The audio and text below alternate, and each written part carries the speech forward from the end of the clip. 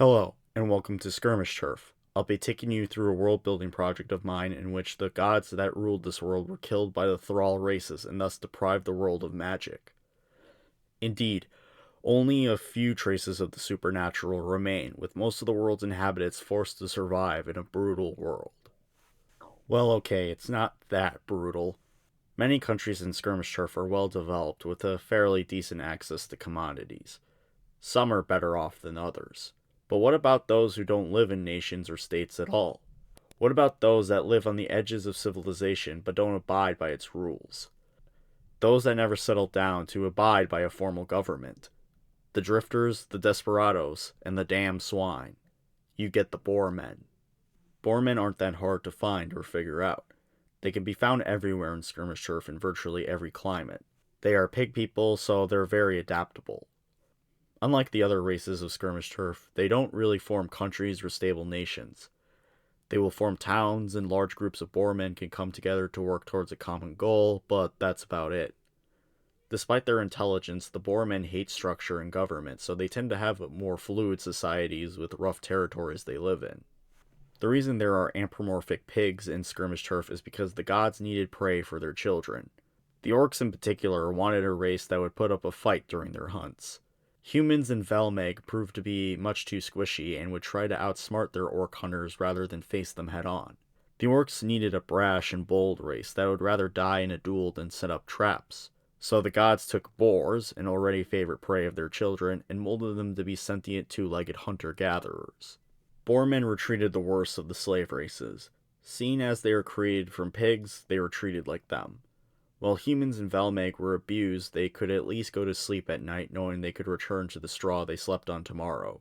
Boarmen didn't have this, as they weren't seen as useful enough to keep around for extended periods of time. They were allowed to breed once, fed garbage, then killed in some sport, usually on hunting grounds or in gladiator arenas. The stalls they were kept in were rarely cleaned, and most weren't given a name. It won't surprise you to find that the Boarmen were some of the first to rebel. They struck back against their cruel masters and struck back hard.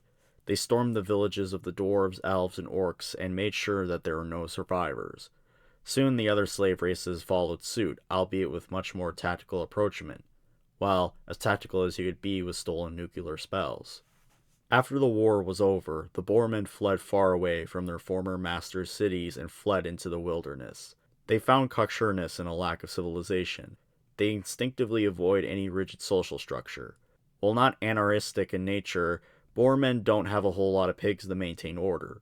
They might elect a sheriff or hire some goons to maintain peace, but even then that could be hit or miss. While this would never work for humans, it works for the Boarmen. The Boarman that is pictured here is a prairie pig. Prairie pigs are typically found in drier grassland climates and on the edge of deserts. They tend to be one of the more settled down of the Boarmen, mostly due to them being forced to stay within a certain distance of water.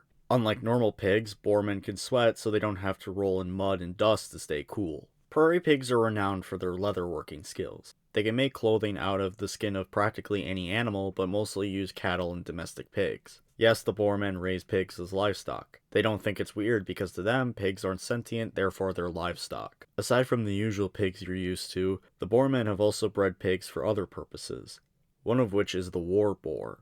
War boars are pigs that have been bred to be beasts of burden, with long strides and strong backs. War boars possess similar galloping capabilities to a horse but can charge like a bull. The only reason war boars haven't replaced horses as a whole in Skirmish Turf is because they smell awful and eat a lot more. They're not hard to feed since they will eat literally anything digestible, but I must reiterate that they're foul animals. They always have a rancid odor and have short tempers. To Boarmen though, and especially prairie pigs, war boars are far more capable beasts than any horse. I had a lot of fun drawing this one. The front position was a little weird to get right, but damn if I don't like how it turned out. My goal with the Boarman is to make what is essentially a race of rednecks. And what were the ultimate desert rednecks? Cowboys, of course. So I went with a western look for the prairie pigs, with their head and fur color based off of warthogs because they're the pigs that live in the driest climates. Instead of boots, I made the prairie pig wear something similar to horseshoes with axe spurs. Boarmen have very little manufacturing or industry, with prairie pigs being one of the least industrial of them. Despite that, they still are crafty and more than capable of creating their own things. It's often crudely bolted together and doesn't quite fit right, but it's something. The machine gun on the back of the war boar was made by its rider. To fire it, you have to pull back on its trigger, which is a broken steering wheel. The only safety on the machine gun is it not being loaded.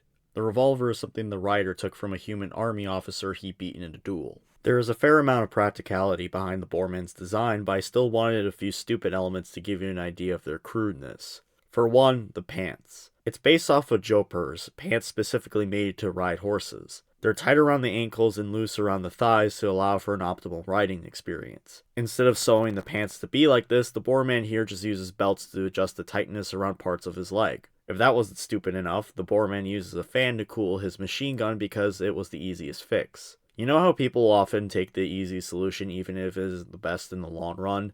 Yeah, Boarmen do that to the extreme. I knew this composition was going to be very brown in nature, so I knew a challenge would be to try to make it very dull while still making it pop. One thing that helped was the skin was very dark, with the clothing being generally lighter in tone. While the Prairie Pig and War Boar wear a lot of leather, they also have some brighter colored fabrics to break up the brown. The colors are overall very dull, but still have good composition.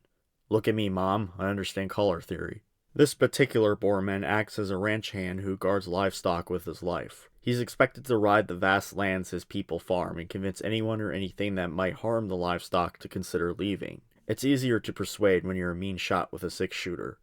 Oh, and when you also ride a 2-ton armored pig with a hatchet nose and a machine gun on its back.